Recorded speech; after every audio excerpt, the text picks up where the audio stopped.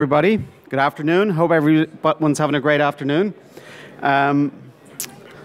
For those of you who don't know me at this stage, I'm Vincent Richardson. I'm the CIO with a member based in Dublin, Ireland called Concern Worldwide. I also serve as chairman of the board of NetHope, and for 2 more days. That's why I'm sitting close to the exit most every time, because I'm nearly there. So it's great for me to stand up here in front of you this afternoon. I've got one very important piece of business to do today, and that's to talk a little bit more about the NetHope Fellowship, which we launched last year. So as we know, NetHope is a community built on the active participation of many who believe that we can accomplish more together than as our individual agencies can do so. So for more than 15 years, our organizations, the leading non-profits of the world, have come together to share their knowledge, their experience, their failures, so that each of us can better accomplish our respective missions.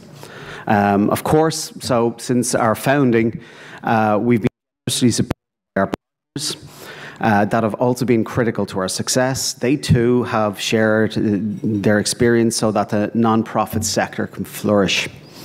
And for many of us, NetHope feels more like a group of friends, a group of trusted friends, than a professional community. And here we find people like ourselves who spend their days in this sometimes challenging sector because we hope for a better tomorrow, and we believe that the technology that we use has an important role in achieving our goals. So the summit is a great example of the camaraderie. You could see that last night as at the pre-summit social, where old friends are meeting old friends and are also meeting new friends, and those new friends, I say this before, will become old friends next year. So it's something that I love to see as our community grows. And like any group of friends you might have, some have shaped our community in important and profound ways, or at critical times. Perhaps their passion for their work has inspired us, or maybe their leadership has enabled us. Their steady guidance has provided us with a strong foundation upon which we grew. So when these leaders leave our community, the NetHope orbit, we take note of their loss. Some take their positions that no longer afford them the opportunity to be part of our world and to engage. Some retire, some leave the sector. Whatever the case, there's a missing piece in our NetHope community when they go. So in 2016, we launched the Leadership Fellowship to honour these that have made an important contribution to the development of our sector and to NetHope. So this year, I'm going to announce who this year's fellowship is. So our first fellow is Marion Allison. So as CIO and the Senior Vice President of Corporate Citizenship at Wagner Edstrom, they're a large marketing and public affairs company. Marion provided guidance to NetHope, outreach, communications and marketing that allowed us to grow into the mature organization we are today. She served on the NetHope. After leaving Wagner Edstrom, she pursued a career in theology and pastoral care of all things, and is now chaplain and spiritual care advisor at the William Temple House in Portland, Oregon. So I would appreciate it if you could all offer a round of applause for Marion.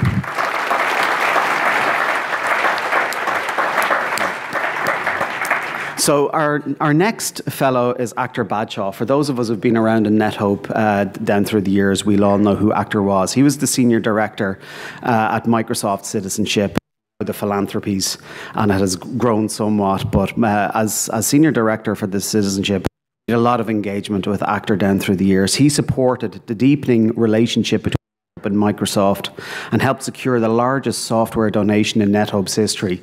We simply wouldn't be where we are today without, Actor and his team's work to support us when we were growing. He remains very active in the technology for good sector. He's the founder of the Catalytic Innovators Group, a lecturer at the University of Washington, and a board member at Global Washington. So please, a round of applause for Actor. I think he might be joining us a little later in the week too. Now, our next fellow, I have five fellows today to announce, which is just wonderful. So the next fellow will be well known to those of us who have been. That's the right button. Mark Banbury. So Mark Banbury is very much a familiar face to us after many years as CIO of Plan International based out of London, and he was a NetHope board member where he was a very active contributor. He was a vice chair on the board. He served with me, which you know, I was very, very thankful for his support and collaboration down through the years. And he was also very supportive as we grew the NetHope European chapter. So, but after many years of living abroad, living in London, he decided to return home to Canada. Unfortunately, he can't be with us this afternoon. But he returned home to Canada, where he serves as the CIO for the Heart and Stroke Foundation of Canada. So a big round of applause for Mark.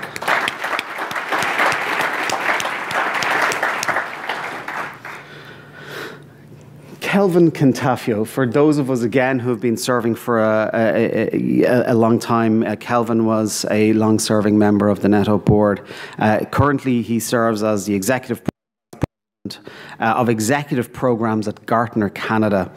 One of the founding board members of NetHope, he served more than 10 years on the board, including several as vice chair. I served as a vice chair with Kelvin when I got first involved with the NetHope board, and a really super guy. He retired from the board in 2014. He remains very active with IT professionals, serving on the boards of the CIO Association of Canada. So, Kelvin Cantafio.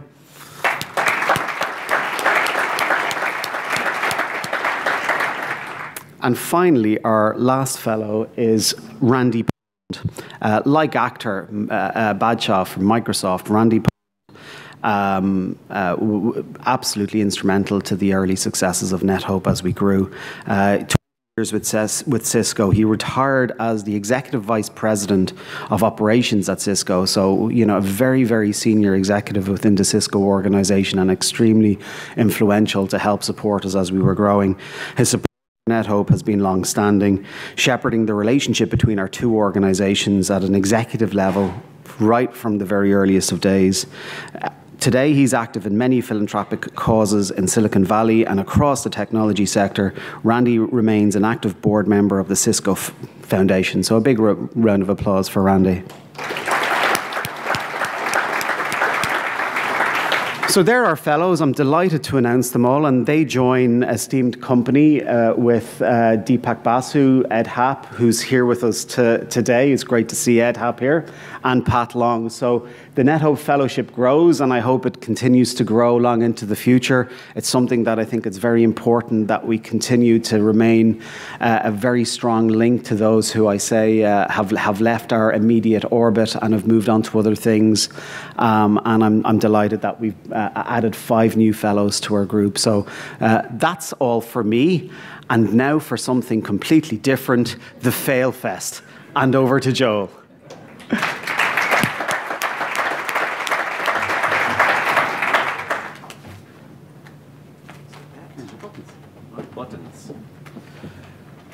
So good evening, everybody. My name is Joel Urbanovich. I am the Director of Information Security and ICT Operations from Catholic Relief Services and a member of the NetHope Summit Planning Committee this year. In thinking how we were going to end the first day of the summit, we thought we'd try something slightly different. And in conversation, decided that sharing failure was perhaps a good way to commiserate after a day's worth of sharing in all of our working group sessions and our peer-to-peer discussions. And we found 4 brave souls in our community that were willing to get up here and share a little bit about something that didn't go according to plan. Just really quick, structurally, for this session, we have 4 individuals who've prepared some brief remarks around what failed in their organization, what failed, and perhaps some lessons learned about it. Afterwards, depending on how much time we have, we may have an open mic. So anybody, if you have a really compelling failure, you can jump up here real quick and share it with the group. And following that, we'll have a vote for the best failure and some Some prizes have been procured for our participants, which will be presented at the end of the actual event. So without further ado, I'd like to bring up our first contestant.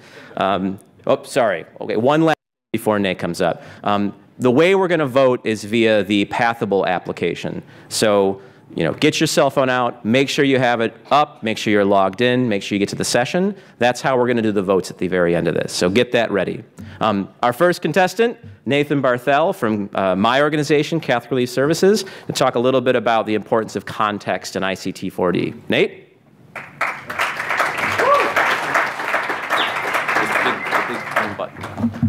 Good afternoon, everyone. This is great to be here and to be the first person to share a failure. I am going to sort of preface this by saying this is more of a funny fail rather than a very serious failure. So this will be relatively short, hopefully funny, and kind of maybe set the tone for the evening.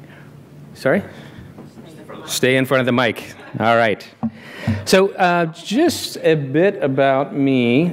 So as Joel mentioned, I don't know if you mentioned, but I'm based in Baltimore, and I work on a ICT 4D service delivery team. And I'm always very excited to go to the field to see what's going on out there, to see how technology is impacting programming. And while last year I got to travel, this past year I got to travel quite a bit. In prior years, a couple times a year. And so, let me go to the next slide here. The green one? The green one. All right, so nothing on this slide. So anyway. So I get on a plane. It is coming. I get on a plane. I fly to Europe, and then I fly to a country which I will name in a minute. I then take a smaller airplane, little tiny thing. I think it was one of those UN Haas airplanes, something like that. In fact, this particular one, I think the pilot fell asleep, and I should have a picture of that as well. And I get to an even smaller place. Then we get in an SUV, and we're driving basically across the desert, and I'm all excited. We're going to see ICT 4D in action.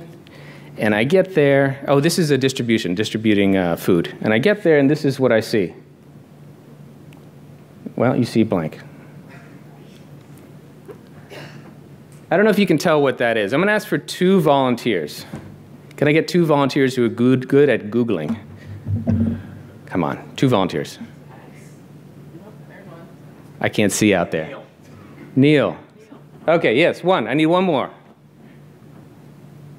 Okay, in the back. Okay, so Neil, can you look up the operating temperature of an iPad?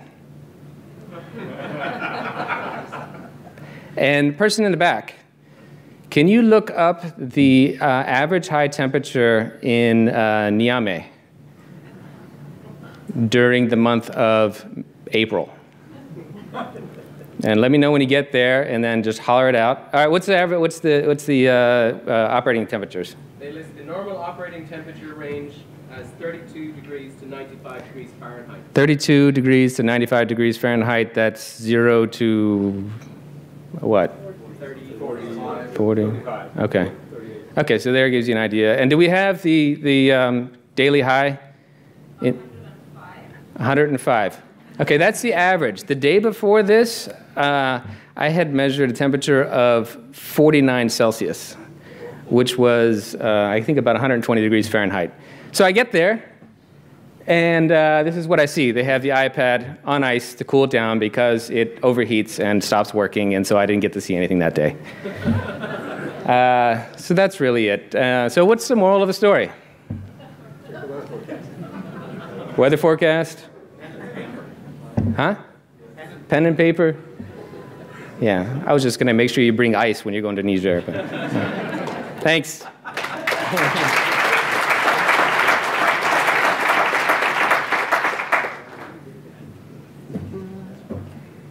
Thanks, Nate. Next presenter is from SOS Children's Villages International. It's Stephanie Fenley to talk about mobile data collection security. Stephanie? Yes, thank you. So what do I? Just the big green button. Yep. Okay.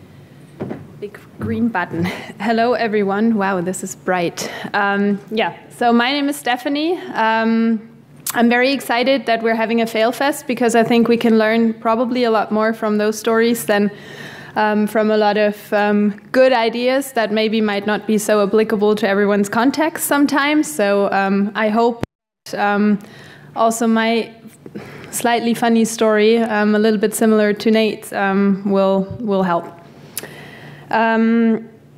So the subtitle of our failure is how to almost, fortunately it's an almost in there, waste 4 million euros. Let me give you some background information. I work in monitoring and evaluation, and I am the product owner of something we call the program database, which is a system to collect beneficiary data in now almost 100 countries. In 2015, we had a situation where we found that, especially for our family strengthening programs, where we work with families, especially in areas like slums, underprivileged, often remote areas, we had a lot of inefficiencies in data collection. So our staff were putting information on paper while they were out with the families, and then they were going back into the office and putting this stuff into the computer. So there was a lot of redundancy. And then we thought, how can we overcome this challenge? How can we become more efficient? And we had a really good idea. We talked to a few people from the field, and they said, give them mobile devices. They can collect the data directly in the slums. We can avoid duplication and redundant data. We can also enable staff new technologies, which is really great. We can do a lot of capacity building through that.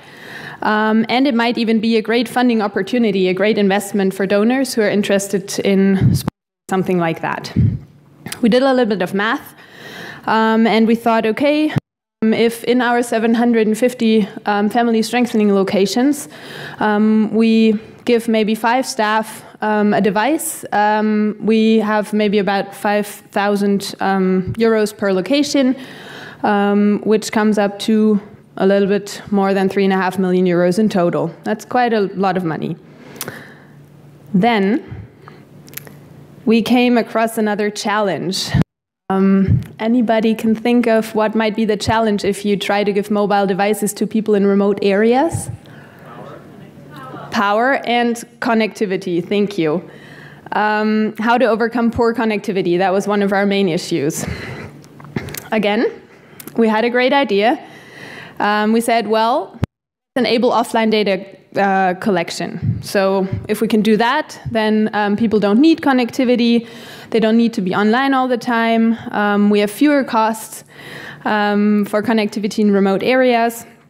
And we, again, did a rough calculation. What would it cost ourselves to change the system accordingly?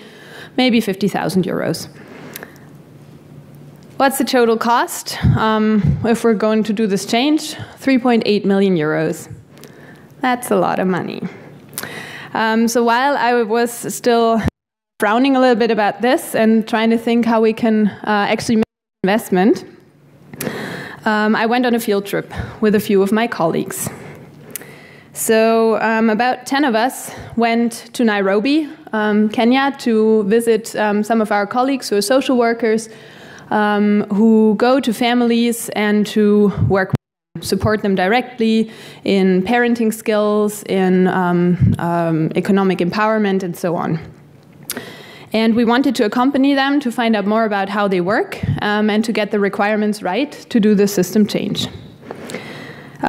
Before we went, we were asked to leave all belongings in the office by our colleagues.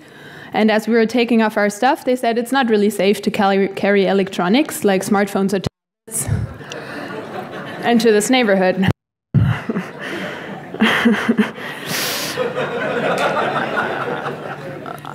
So as we were still thinking about making this big investment, I'm really glad we went on this field trip. I'm really glad we got to talk to the colleagues in place, and I'm really glad we didn't waste a lot of money. So what we learned, we don't do an offline solution now, we do mobile first. because we believe that this is only safe in areas where there is already some development of infrastructure and where people already have these devices, so where it's safe enough, and then usually you can find some connectivity. And we're now involving member associations and core key users from different countries into the development. So the colleagues we had asked before thought it was perfectly fine to have mobile devices. The colleagues in Nairobi for sure didn't. Thank you.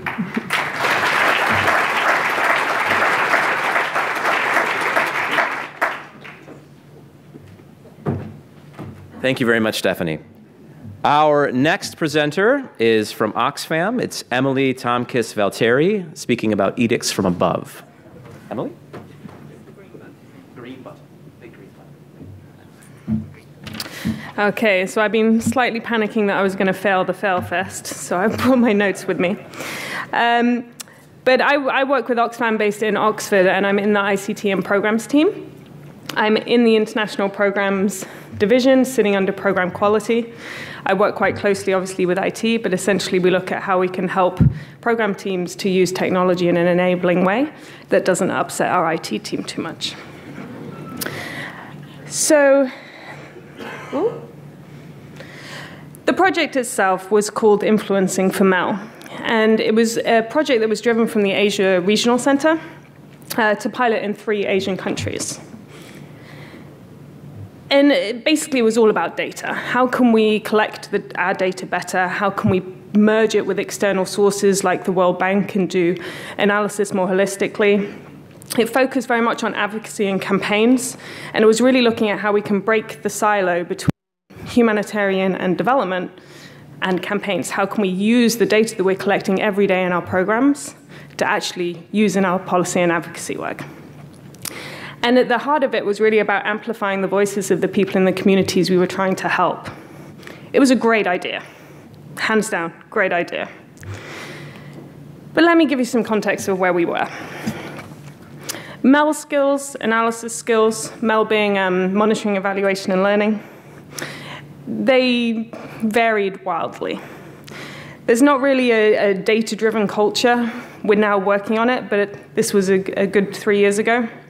And data collection was often seen as a tick box exercise, rather than actually truly valuing it and acting on it for the better. Our infrastructure was disconnected. So beyond our supply chain management, none of our tools were actually connected to any form of data management system. Data was being analyzed in silos using different systems. You know, we were really missing a trick of how we could analyze our data better. We were actually already doing quite a lot of mobile data collection. So we were actually in the process of selecting a couple of standardized tools, following many pilots using many different tools in many different contexts. And country teams were using a lot of different data management and analysis software, to the point that job roles or consultants were hired to deliver database and reporting systems that were typically unsustainable, unscalable, and breached our responsible data practices. So there was definite space to work on this, to work on the cultural and skills element, as well as the infrastructure side. So why did it fail? And this is a great diagram by HHI and Signal, basically looking through the telescope the wrong way.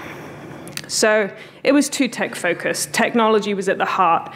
And for Oxfam, this ended up as a relatively large software development project. I say for Oxfam, it was nowhere near the costs that have been discussed.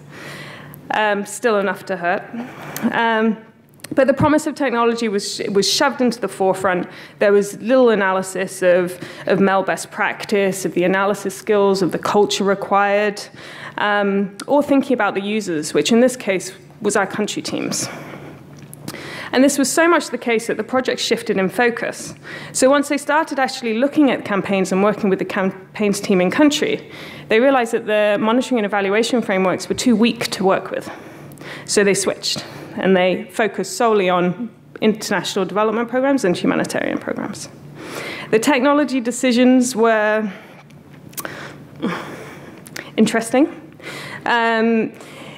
So I was saying that we were actually at a stage where we were standardizing software. They didn't go with either of the standardized software that we were looking at, and they forked open source coding. Led to dependencies with consultants. It was buggy. There was no support systems in place, and completely against the strategy that we were working towards achieving. And countries actually encountered issues. So we had one country that basically reverted back to the standardized software it was very happy using previously. The other one just stopped using it completely. And the analysis system that was selected was too expensive, and it was also deemed too complex. So in the entire year that the teams had actually had access to this software, nobody used it. They used Excel. It's what they knew. It was easy. So the technology decisions made were unsustainable and unscalable, and not really in line with where we were thinking. The users themselves weren't hugely considered. As I said, one country was super happy using one of the standardized softwares and then got switched onto a system that was unproven. And actually, I mentioned it merging with external data sets. This was a fundamental deliverable of the project. Not once did one country look at external data sets alongside Oxfam data. Whether it was skills, whether it was they really didn't see the need, or they just didn't have time, probably a mixture of them all. It was also a time of change. I think time of change is something that is inevitable in the NGO world. It certainly is at Oxfam. But our regional center was in the process of closing down. So everybody working on this left.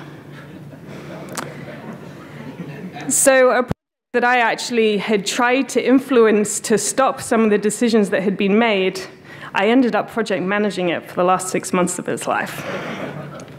So how did all the above happen? Diplomatically put, politics was put in front of expertise. Oxfam's a highly devolved institution. Few people knew about this project until it was deemed too late. Money had been spent, decisions had been made, and it wasn't helpful for headquarters to be seen to squash a regional innovation project. So I went ahead, and I decommissioned it 6 months later. So how can we turn it around? What learning can we take? And essentially, how can we switch the telescope? The idea in itself was a really good one, but it forgot some of what I see as ICT and programs' fundamental principles, and they're certainly Oxfam and our team's principles. Users at the heart. In this case, responding to the country team's needs and demands. Thinking about beyond the technology, the culture, the capacity building, the skills actually needed to succeed. If none of that's in place, it doesn't matter what the technology does.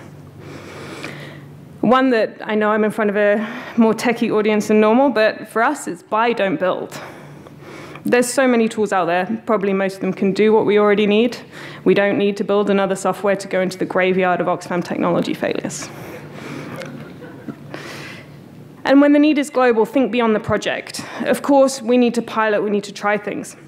But if we need to think about scalability, sustainability, and avoid decisions that can never go larger than the project that they're involved in, when the need is so much wider. So rising from the ashes, it wasn't the end.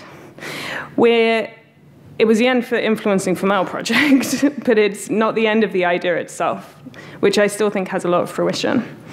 So we've got projects that are exploring a data-driven culture, where best practice and listening to data and acting on data is celebrated. And of course, we're sorting out our infrastructure. So through our NetHope project, we're looking at how we can use our standardized data source systems and actually manage them in a responsible, protective, ethical way, looking at both unstructured and structured data and being able to analyze holistically. But remembering that technology isn't all. Thanks.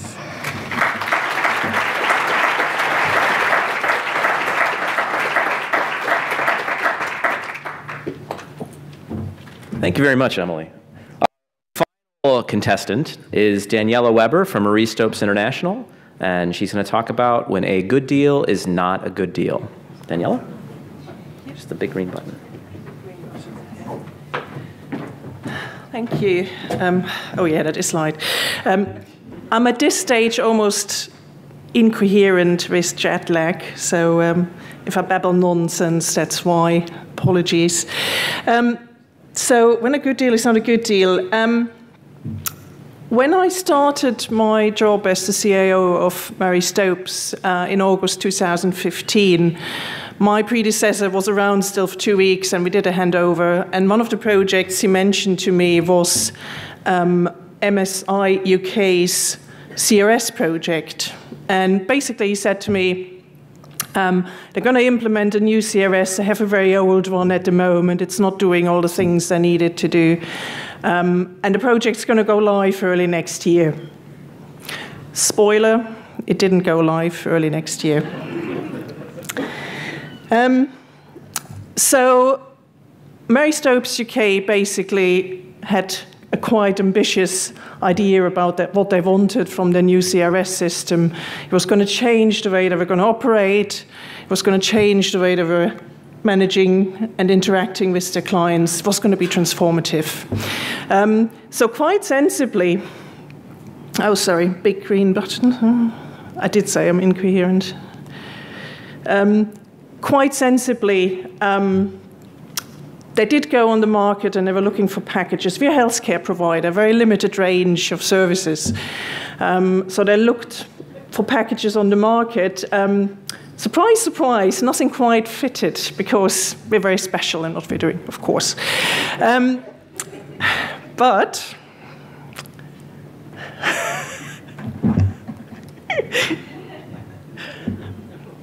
we got a great deal. One of the suppliers we talked to, a fairly small software company that did have a healthcare client record system, agreed to build in all of our requirements into their standard product at a fixed price. Great deal, isn't it? Happy days, contracts were signed, the project started. And what happened then was lots of interaction between the business users on our side and the developers of that supplier. Now, when we signed the contract, there was a requirement specification. Yes, there was a requirement specification, and it had kind of described what we wanted the system to do, but not exactly the how. So in all these conversations between the business users and the developers, the business users were then very specific about what they wanted. So when a client rings, we want to sort the list that we're looking at by these 5 criteria, and then the one with the highest priority needs to show in green, and then the next one in yellow, etc., etc. You get the idea. And the developers nodded and said, yeah, we can build that in.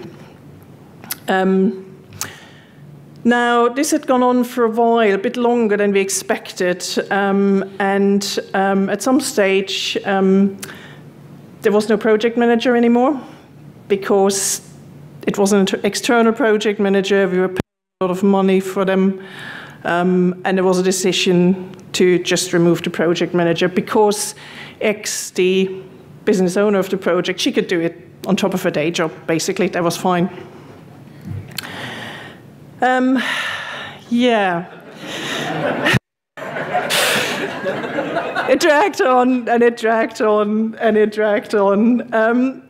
And then eventually, this thing isn't working. We did get something. So we did get the first version of the product to test. At this stage, it was always scoped down a little bit because in the conversations it had emerged that the developers were actually struggling with some of the specific requirements we had given them. But yeah, we got something to test, and we tested, and it had bugs, and it was also very slow. And that whole process, rinse, repeat, we got the next one. Took about a year. Yeah, I can't even remember how often I heard that. So the product, the bits we got looked really nice, set our business users, and yeah, it's almost doing what we wanted it to do, and it's a bit slow, but surely they can fix that. They couldn't. So 2 years later, It was a combination of the business owner almost using the will to live, management changes, and the software supplier being taken over by a larger company, who I'm sure, when looking at the project and how much money and time they've spent on it without getting anywhere, must have pulled their hair out, quite frankly. So basically, we ended the project with no solution whatsoever, writing off what time, and particularly time and money, had been spent so far in it. So what have we learned? Yeah, if a deal looks too good to be true, it probably is too good to be true. Ask yourself whether what you're agreeing there, what the supplier agrees to, is really realistic. Wishful thinking isn't project management. So instead of a long, nice list of long, nice things, a strong project management is needed on both sides to just make sure we are restricting a scope that we can actually deliver. And the project board needs to have teeth. One of the things certainly that went wrong was that the project board, which was existing, didn't put their foot down early enough and to just say, this isn't going anywhere, which should be the role of a project board, really. So a lot of this dragging on over time was down to that, and not being able or willing to take hard decisions, which would have been needed. Thank you.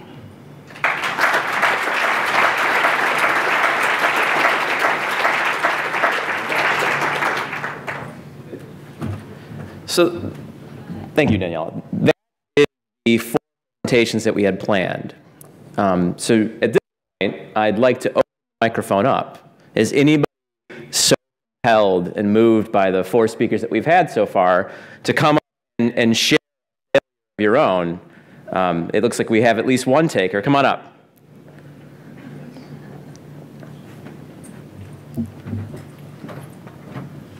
The floor is yours. All right, so nobody was jumping at it. Wow, this is right. This is my first year at NetHope, so I thought this is the easiest way to meet people, but I can't see any of your faces, so I don't know who I'm talking to. My name is David Geilhuth. I'm the general manager of nonprofit at Oracle. But the one thing about the Failfest that I love, I'm on the board of N10, we do one of these too, is that the success and the failure are often the same thing. And so that's the one I wanted to talk to you about today. So many years ago, we did a project. I was working in open source at the time. You guys have all heard of Hurricane Katrina. I apologize for my US-centric story. But after Hurricane Katrina, there was this kind of outpouring. Everybody put a missing persons database on the web, right? And so if you were looking for your grandfather, you had to go through 30 databases. And if your grandfather was on the 31st database, you were stuck. So we pulled together about 3,500 volunteers. It was a much smaller technology group. And we built a searchable database of everybody that was listed on the web after Hurricane Katrina. And we, beat the guys from Yahoo who had sent their 70 engineers out to Houston. We beat the guys from Red Cross and Microsoft, and this was one of these things where you had a bunch of open source guys, and first thing we did was we built a data standard.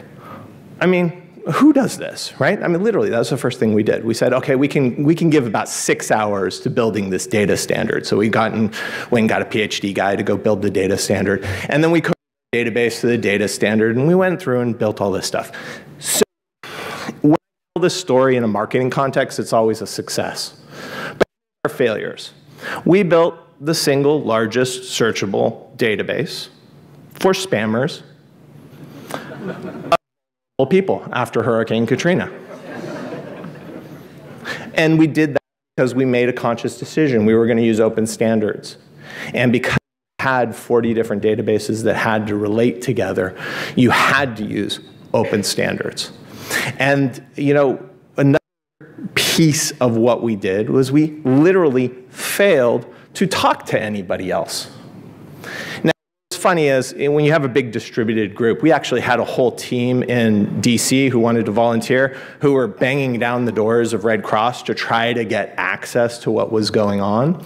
But if you have no organization behind you and you're just kind of the power of these random collections, you are not perceived to be real or credible. And one of those was just a failure of actually realizing this was not a technology problem so much. This was it was an organizational problem. And I think the stories here reflect that. The last part of failure that I like to share is words, nothing came of it. Nothing. Our servers shut down, our code shut down, our people shut down, and very few people know that story, but there's a huge amount of knowledge that went through. There was a little silver lining. The guy that built our data standard went out to google.org, and that data standard became the data standard behind the Google People Finder project. So it was a kind of marginal failure there.